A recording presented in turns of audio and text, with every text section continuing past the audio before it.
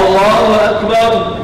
الدسپک هاتنا اسلام ملت کرد آین پیروز اسلام قبیل کریه و باوری اینایه و هلکفت و بیرورین آینی جبرس را گرتینه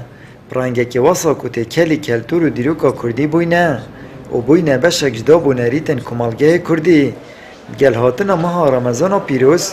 و که هر سال حوالاتی بر هبین خود کنده که باشترین شوه پیشوازی الوی مهبان قدرگرام کن خودی باشترین ملت دنیای ملت کرده دل سوزه دل پاقجه نوشکره دیگه اشتیه اگر تر دی ملت و دو عادت اقلت کسی کردی نینه کرد گل اگه دل پاقجه کرجه کو دولت اسلامی لیوان رمضان بید بخیر و برکت رمضان پیروز هیوه که آن مهوانه که گله که عزیز البرمهمی و انشالله بخیر و خوشی دا بید و انشالله افصاله شمی سالاجک چطوره و باشتره خلقی مجک بارا بتر عن جنج مجحیل ما خاصه بش شنیکا راد بد يعني نبيجوت كي رجوت كي الحمد لله ان حدا قالك جبالي شتره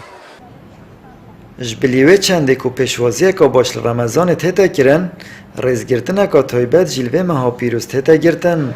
و خیرخواست جیب درفت زانن و خیر و صادقین خوددن کسین هجار و بلنگاز و تناف کردان دا اف مهبدلوانی و مردینی و هاریکاریه یا برنیاسه هندی احترام رمضان بگیرن خلطر در حق نایت داری احترام و جلک سر ما بابه ما نفهمت نبید حتی فیگا فی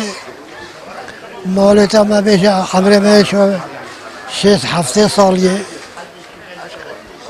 حتی فیگا فی جا گوتی امیل نوی شعبی نوا کردن نوا شش رمضان شریفتر و معقولتر و پاکشتر دینه قطعیه نکشتی کردای بسرمانه نکشتی کردای تیجهشتی در حق هندی نبود دیانتی ماموستایی که آینی جید بجید نابید مها رمضان ببیت مها زده مزاختن و نبستن و لاوازیه بلکه دوید مسلمان بخوب دلیوه بینن و کاره که مازن و مهداب کن چوک و عبادت یان جوک و کاروبان روزانه این تایبت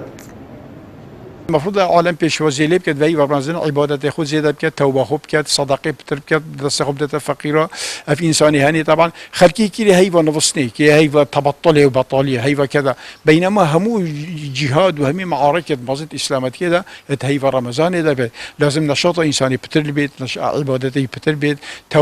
توبه في انساني طبعا كده محطك او حد الفاصل افريكا في هي في انساني مثلا توبه كده اذا پیشوازی رمضان نبي طريقه پیشوازی باعمال